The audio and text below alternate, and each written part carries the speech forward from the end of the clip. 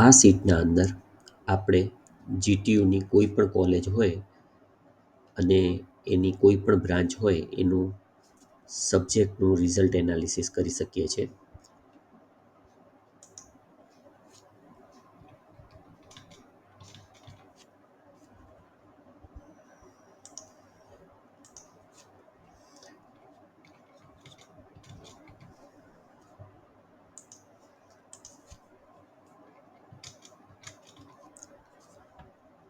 આ સબ્જેક્ટ છે એ switch gear protection છે, જે ઇલેક્ટ્રિકલના અંદર ઓફર થાય છે.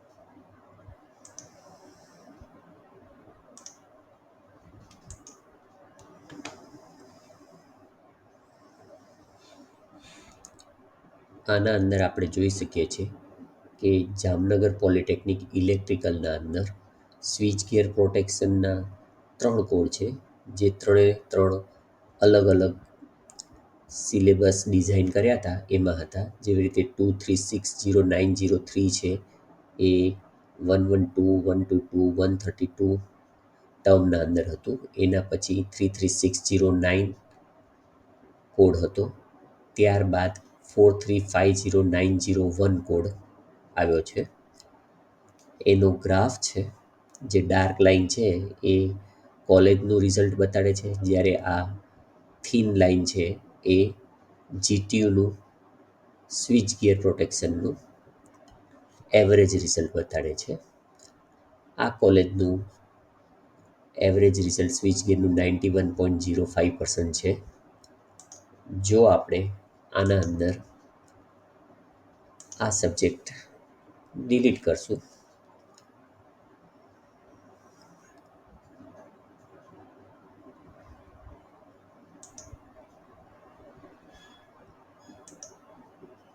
તો ફક્ત આટલા ટર્મ માટેનું રિઝલ્ટ એનાલિસિસ બતાડશે. જો અહીંયા જઈને કોલેજનું નામ બદલશું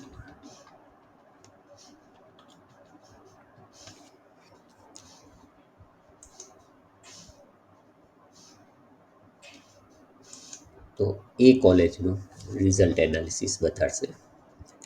એવી રીતે જ અહીંયા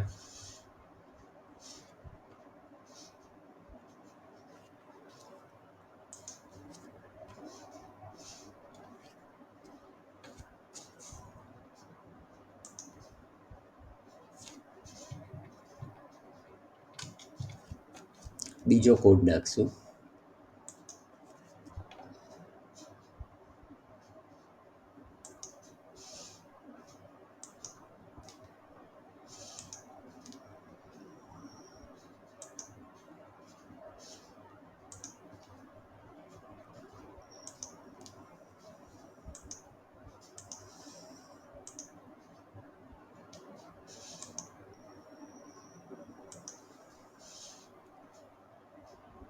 ડિઝાઇન ઓફ મેશિન એલિમેન્ટ્સ છે, જે મિકેનિકલમાં ઓફર થાય છે.